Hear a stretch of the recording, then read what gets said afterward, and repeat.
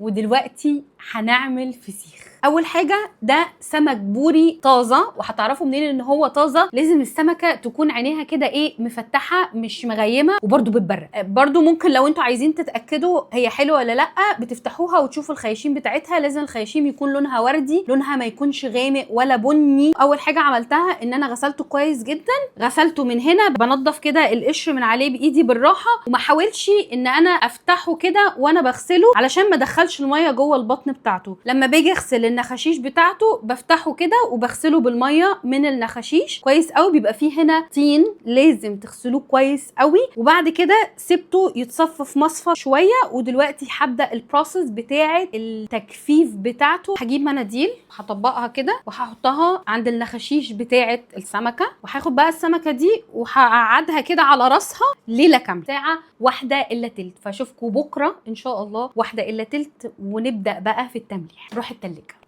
بعد 24 ساعة السمك في التلاجة. خليني بقى اوريكم كده شكل السمك. بصوا بقى متماسك ازاي، وتحسوه كده ايه نشف الجلد بتاعه من بره، والقشرة بتاعته بقت ناشفة، مفيش مية خالص ولا سوائل بتنزل منه. دلوقتي بقى ايه اهم خطوة بتتعمل علشان يطلع الفسيخ طري زي ما بتجيبوه كده، ويبقى ايه اللحم بيطلع على طول من الجلد بسهولة. هضغط عليه من الجنب كده، هفصل اللحم عن الشوكة اللي في النص، وانتوا هتحسوا قوي وانتوا بتضغطوا عليه. هتسمعوا صوت اصلا اللحم نفسه وهو بيطلع كده من الشوكة. معلقتين كبار شطة وملح خشن، والفسيخ ما ينفعش يتملح غير بملح خشن، ملح بحر خشن.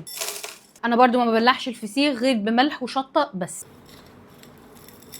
وابدا بقى اخد من الملح ده كبشه كده واحشي الخياشيم كلها كويس قوي قوي قوي. هفتح كمان من عند بق السمكه. مش بتفتح بقها ليه؟ والله مش بتفتح اهو. لا برضو ايه هحشي عشان اتاكد ان الراس كلها مليانه بالملح والشطه. كيس تلاجة عادي خالص، مهم يكون نظيف.